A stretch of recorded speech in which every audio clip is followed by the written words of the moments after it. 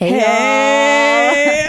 Welcome to Indie Artist Rundown. This is our first official pilot episode. Yeah, this is a big day for us. Yeah.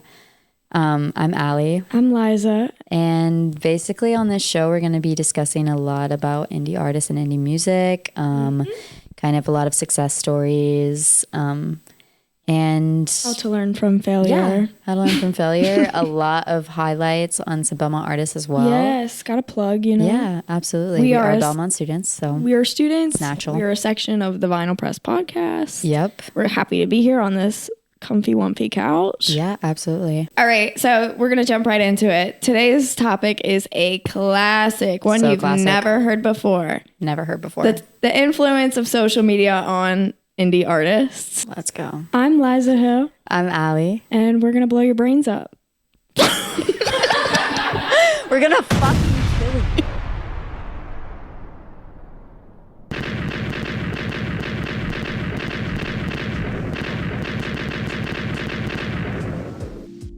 Indie Artist Rundown.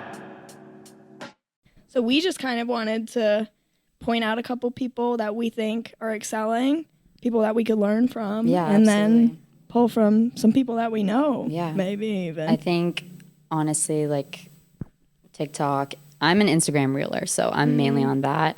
I feel like so many of, especially indie artists, not only in Nashville but across the country, like I find so many new artists through just scrolling my reels every day, and I think it's such an amazing way to build an audience, and I think it's probably the main way to build an audience now, because it's so hard to just go out and play live shows in a city. And I think, you know, getting one of your songs viral on TikTok, like that's how so many artists have blown up. And absolutely, yeah, it's just so really important. Crazy to see. Yeah, especially because we grew up as the digital age kind of took off. Yeah, almost. absolutely. So to live in a time where we're kind of figuring it out, it's cool to be in a place like when COVID happened. Yeah. COVID took over. Sorry, I got nervous. No, you're right. When COVID happened, TikTok took over. Absolutely. And that has completely changed the way that the music business has been launching new artists. And the idea of artist development is completely out the window. Yeah. Like no record label is going to sign you for an artist development deal. That's done. You need to be able to prove online that you can develop an audience on your own. Yeah, absolutely. So, should we just jump on in? Yeah, let's just get into it. Okay, so the first artist that we're going to be highlighting today is the queen herself. Drum roll, please. PinkPatheress. PinkPatheress. Yes. Oh my God, give it up for our UK pop girly. So she arose on the scene in 2020, end of 2020 in December, posting videos from her bedroom. She was a student at the University of London Royal Arts Academy. I don't know, I'm not British, but something like that. She was posting videos from her room of her making the music on GarageBand with captions being like, "Do you like this song?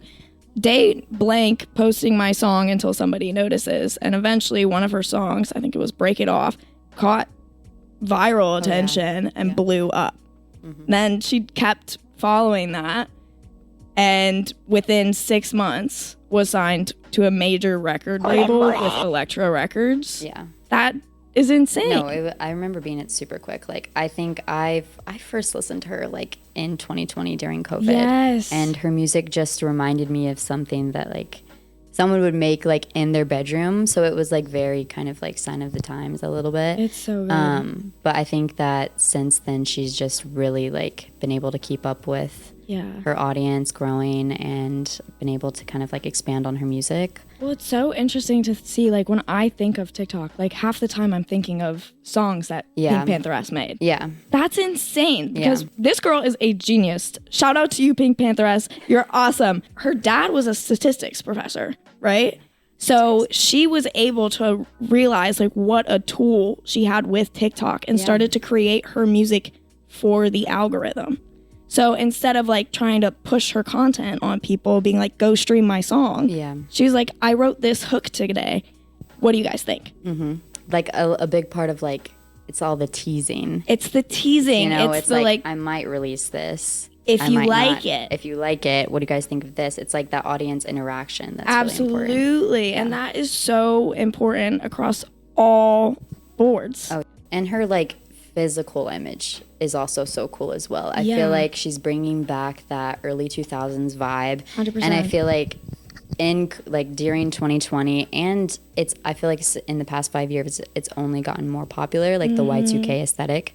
And she, with one of her music videos recently on her like newest album release, had like so many like colorful like graphics. Yes. And I was like, this literally looks like the Lisa Frank stickers. Exactly. Like with the holographic, like, I don't know. It just was reminding me of like my early teenage years or like childhood. And I feel like people are always nostalgic for something. So she Yes. definitely plays on that as well. Which is another genius move, Yeah. especially with like most target audiences ranging in like the 14 to 24 demographic. Yeah. Who all grew up during that time, and life is kind of tough. So people are always like longing for something in that memory.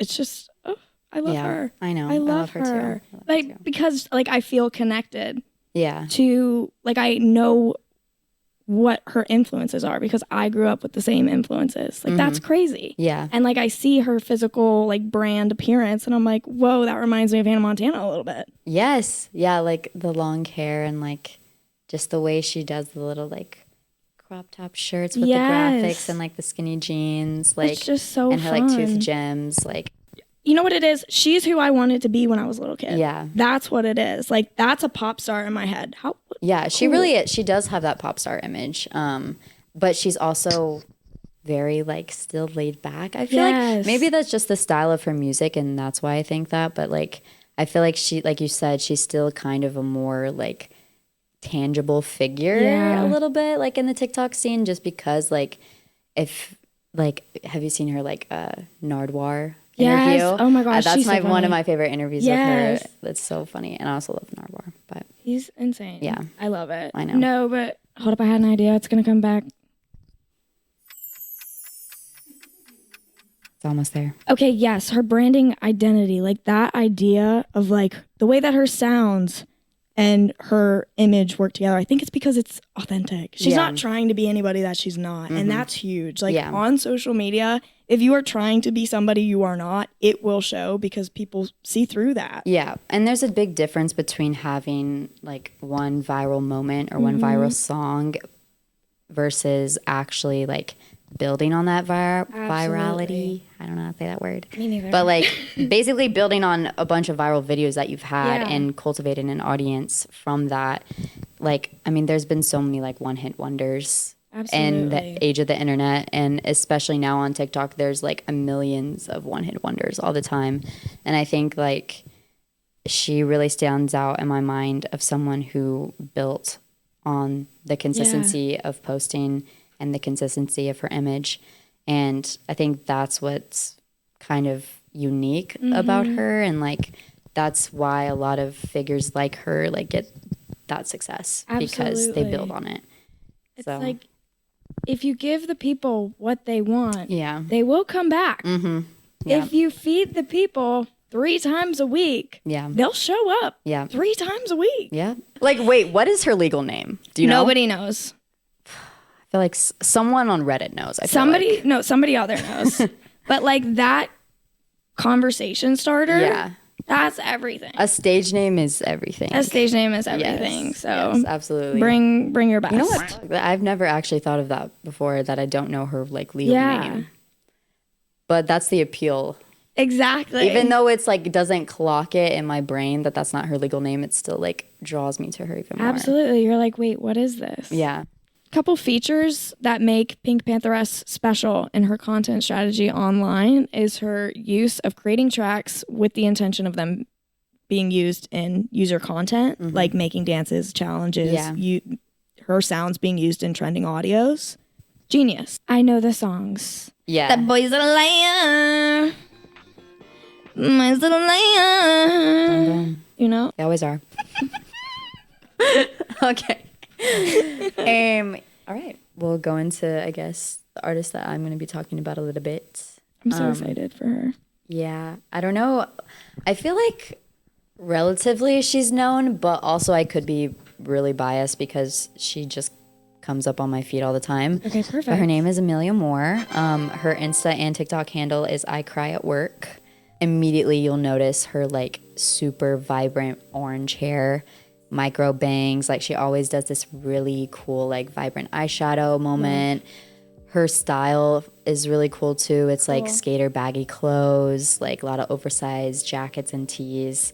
And honestly, that was one of the first videos that I saw of hers. It was literally a video of her making a vlog about going to get like her hair redone, like redyed and like going to get her micro bangs cut again. I was like, who is this girl? Like she looks so like, I feel like I don't really see people with that bright of orange hair. And I like continued to like kind of follow her on Instagram. And then I was like, wait a second. She's literally like releasing stuff and she's a musician. Yeah. And so I'm trying to think of the first song that I was like really into. I think it's called Back to Him. It's also on one of her newest EPs that she just released back last year. Okay. And she does the same thing that PinkPatheress would do. Like she'll tease a song for literally probably like a month or at least like 3 to 4 weeks. And I do the same exact thing. Like I just replay that same video. And when I was doing research for this episode on her, I realized that she's from Atlanta. No way. So born and raised in the South, and she also went to Belmont University. So what? Holy shit. Whoa, what a coincidence. That's crazy that I'm talking about her. But yeah, like that was an interesting fact that I really read through an interview about her that I found out probably like a week ago. But love the internet. No, yeah. I love it. I'm so glad I was born now and not in like the bubonic plague time. Literally. Like I would die. She doesn't have any video interviews, a little bit on Instagram, but there's a few articles about her. And she was talking about how she grew up in a really like conservative household and how her parents wouldn't allow her to listen to like secular music. Okay. And basically that kind of made her like eager to branch out. Please go listen to her. She's so amazing. She has so many earworm songs. Like I just constantly replay them in my head. Is she signed? Yeah, she signed to Republic, which is also recent. When did she sign? Like I could be so wrong about this. Probably like this year, I think. When did you find out about her? I've known about her probably for a full year now. Okay. Yeah. And the first video you saw was like a personal... Yeah. It wasn't like, here's my music. No, it wasn't. Stream. No, it wasn't. It was haircut vid. It was haircut vlog. Watch me get my haircut. Yes. And she also makes a lot of content like that where it's really nothing, or it might be like her song in the background. No one wants to be sold to. Yeah. End of the day, like a commercial comes on your YouTube video, skip. Yeah, skip. Why would it be different on social media? And like, again, the audience, like, it's like that parasocial relationship where it's like, I feel like there's such a culture now of like, I really want to know who I'm listening to. Absolutely. I think people are kind of leaning away from these like, you know, like higher than God figures that are like these celebrities that are like unreachable. Yep. I think people prefer like even someone coming to my role model. Like he makes vlogs on his YouTube and it's like feels like a YouTuber simultaneously, but also he's always on tour, like making connections with fans, and like there's inside jokes with his fans. Like obviously every artist has that to a certain degree, but I feel like it's really important nowadays to try and make a more personal connection. For me, like I'm looking at it, I'm like, as a fan of music, like I want to know who an artist is outside of their music. Yeah. Because, like, you're never just one thing. What else are you? Yeah. What do you like? Yeah. It's cool. It is cool. It's fun to know things, you know? Like, you feel like you're a part of a club. Yeah, exactly. It's cool. And, like, it's so interesting, like, with the influence of social media in our everyday lives that, like, there are artists that, like, I freak out when they post on Instagram. Yeah. I get so excited. Yeah, absolutely. I'm like, you did what today? Oh my girl, God. Come on. No, and I'm like, I live for get that story post up, girl. No, like I'm eager and I'm excited. And it's because those artists have given me what I as a fan want, to feel like I understand who you are as a person. I understand like your morals and your brand identity. and I like your music. Sometimes luck plays into it as well. Of course, especially with TikTok. If you are an indie artist listening to this, this is really important. Stop uploading to your distributor 2 days before your song's supposed to come out. What are they going to do with that? Who's going to listen to it? Because this is what's happening behind the scenes. There's an entire team of people who's listening to these new releases, and they're trying to figure out where to push them out to. Now, if they don't have enough time to do that, they're not going to listen. If you give them 2 days and they get 100,000 songs a day, you also can't promote a song if you're uploading it like a week before. Yeah, like, you need to get your audience excited. You need to get people invested. You need to like be able to have conversations with people, and they ask you, when's that song coming out? Yeah. I can't wait for that song to come out. You need to get that. Like, that's energy that is easily harnessed. Yeah. And absolutely. if you're missing that opportunity, you can't go back. You can learn on the next release, though. And that's why if you're an indie artist and you're sitting on a load of music and it's just sitting there, put it out, because nothing changes if nothing changes. Okay, where were we? Sorry, I like those just came out. They just fell out of my brain. Do you know who else we should talk about? Ava Beathard. Ava Beathard. Oh my God! Ava. Beathard. That one knows what she's doing. She's a smarty pants. She's a good person. She locked in. I love her image and her style, and like the way that her feed is set up. I see so many clips of her just singing along to her songs, or like playing guitar, and I just love the way she dresses, her tattoos. Like, I think it's so cool, and it's honestly pretty eye-catching as well. And then seeing her perform live, I was like, holy shit, this is the girl that I see like on Instagram on my reels sometimes. Yeah. And it was so cool to see. I was honestly shocked by the number of followers that she had on Instagram already. For like someone our age, that young, like in Nashville starting out, like that's insane. Yeah. You know, that's really good. She's been working at it. Shout out Miss Beathard. Like, we see you. Hey, it's Ava. We see you. It's so exciting. Like, it is exciting. I get so excited for people that like I know. Yeah. When they're like doing something that they're passionate about and like doing it well. Yeah. Like, that's so cool. No, it's so cool. And it's so exciting. Actually just trying to figure it out and make it work. Like, I mean, obviously it's really hard. Mm-hmm. Especially in Nashville, there's so much like concentration of obviously country music, but now even indie music as well. Like, I mean, there's a big scene in East Nashville and a lot of other parts of the city where it's like, if you're in the Belmont circle, like, I feel like sometimes like things can get a little bit repetitive, but that's okay. Like, we're all just trying to figure it out. But like, I love seeing people that are really authentic to themselves. Yep. I think one of the coolest things about Ava is that she was born and raised here in Nashville. Yeah, Nashville native. Like, and that's so cool because I'm from like East Coast. Yeah. So like growing up in a music city, I feel like it kind of changes your perspective on music, because it's like everyone does it. Of course I play music. Yeah.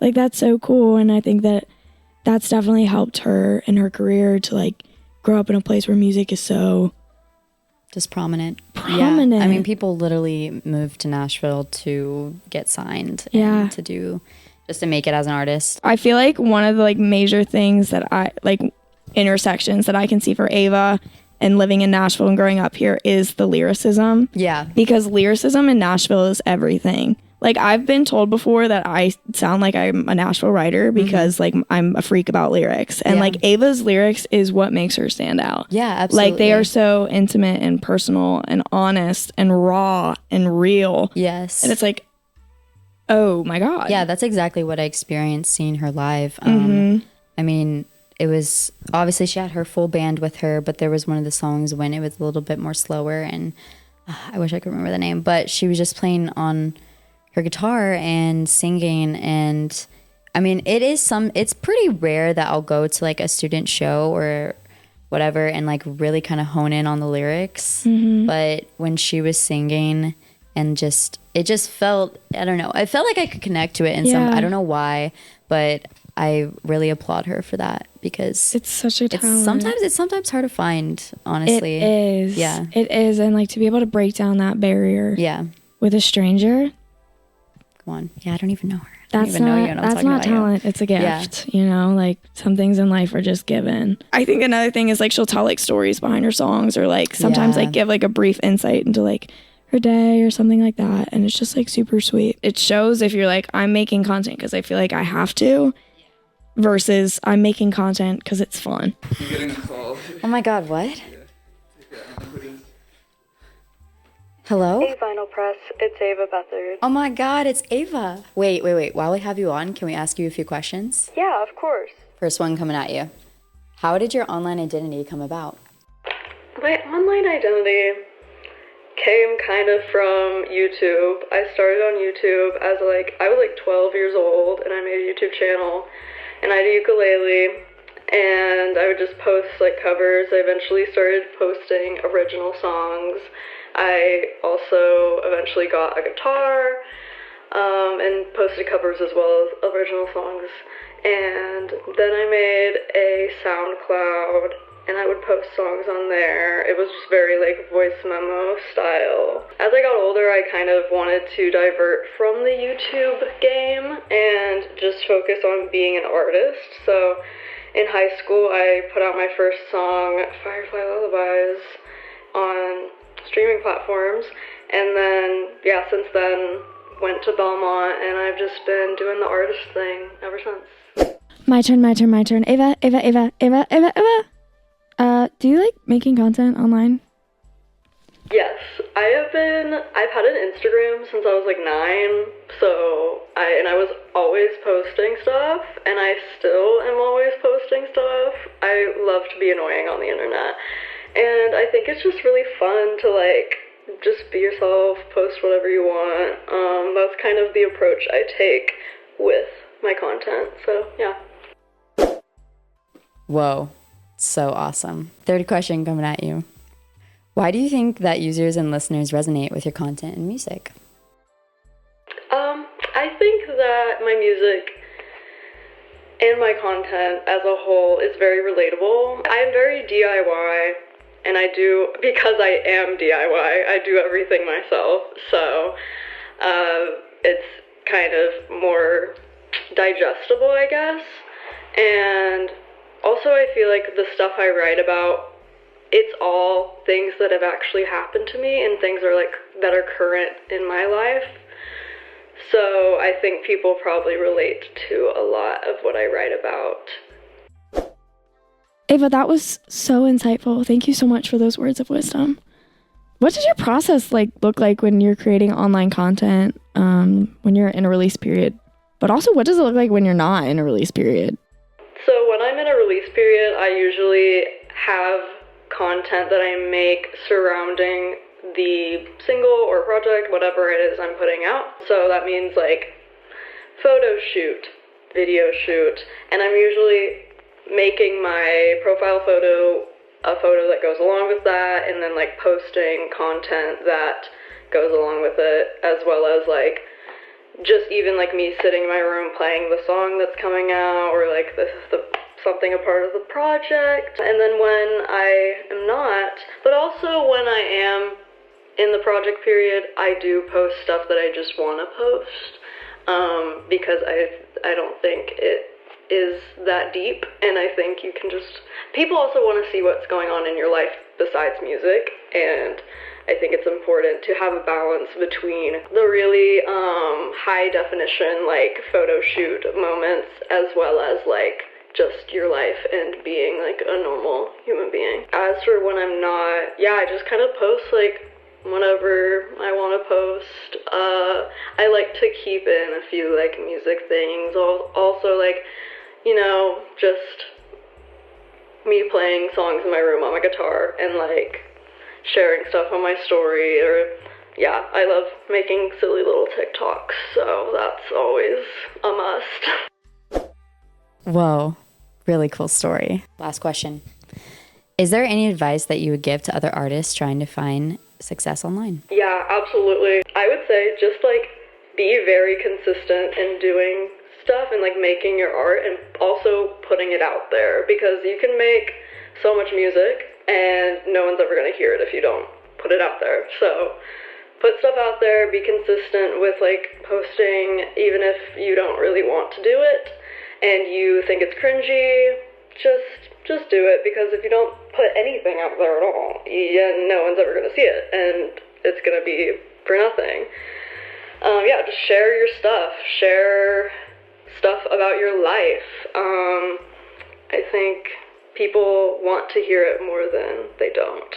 All right, bye, Ava. Bye, Ava. So nice talking to you. Oh my gosh, you're the best. Bye.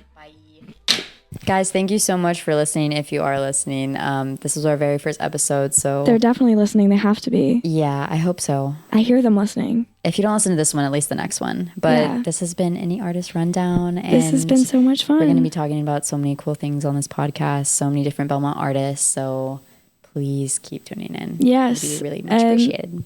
It has just been a pleasure to Yeah, hang out absolutely. with all of you. Boom. Once again, I'm Ali. I'm Liza Hill. Bye.